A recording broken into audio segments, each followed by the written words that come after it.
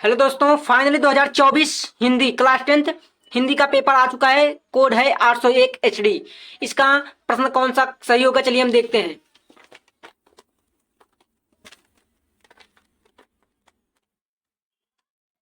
चलिए देखिए, सबसे पहला खंड जो है, चलिए देखिए सबसे पहले खंड ए है जिसमें बहुविकल्पीय प्रश्नों का हल करना है। देखिए हमारा पहला प्रश्न है, क्या है? हिंदी साहित्य के श्रेष्ठ निबंधकार, आलोचनाकार एवं इतिहासकार के रूप में जाने जाते हैं। तो इसका राइट आंसर जो होगा हमारा होगा रामचंद्र शुक्ल। क्या होगा? रामचंद्र शुक्ल। रामचंद्र शुक्ल नाम से जाने जाते हैं। और देखिए दूसरा प्रश्न, महादेवी वर्मा द्वारा रचित रेखा चित्र है। तो रेखा चित्र महादेवी वर्मा द्वारा जो रचित है, इसका राइट आंसर होगा अतीत के चलचित्र। अतीत के चलचित्र। चलिए देखते हैं तीसरा सवाल। तीसरा है, कोणार्क के रचनाकार हैं। कोणार्क के रचनाकार जो हमारे हैं ये है जगदीश माथुर है। जगदीश माथुर। चौथा प्रश्न, चलो चांद पर चले। चलो चांद पर चले, इसके जो रचनाकार किसकी रचना है? ये जगत जयप्रकाश भारती की रचना। जयप्रकाश भारती। इसका राइट आंसर बी होगा। बी होगा।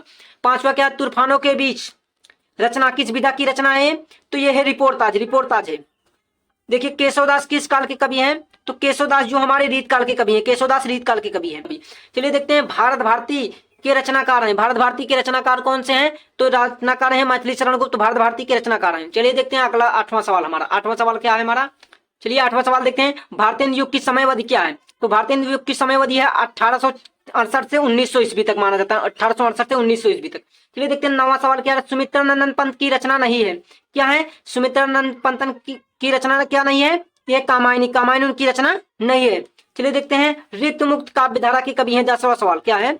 ये है घनानंद है ऋतु मुक्त कवि के काव्य की काव्यधारा के कवि हैं।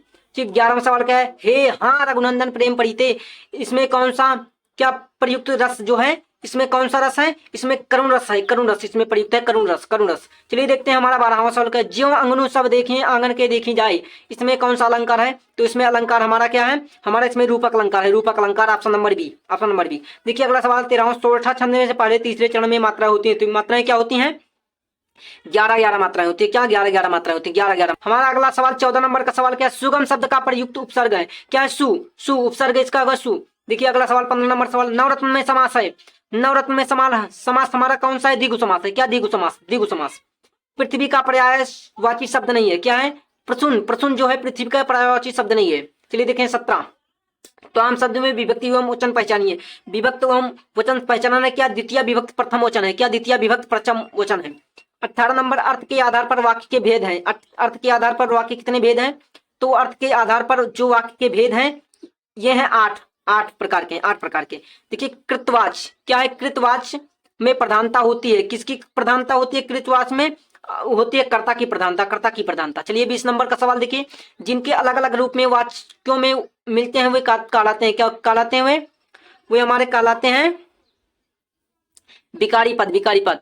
तो ये यूपी बोर्ड क्लास 10th का जो HD 801 कोड नंबर 801 HD का सलूशन था। तो आप सभी लोग मिला लीजिएगा कि आपकी कौन कौन से प्रश्न सही हैं। चलिए, तो और चैनल पर नए हैं तो चैनल को सब्सक्राइब कर लिया, क्योंकि हम ऐसे ही अनेक प्रकार के प्रश्नों को, पेपरों को सलूशन आपको लेके आएंगे और आपकी अगले पेपर की तैयारी भी शाम को कराएंगे। तो चैनल पर नए हैं तो चैनल को सब्सक्राइब कर लीजिएगा।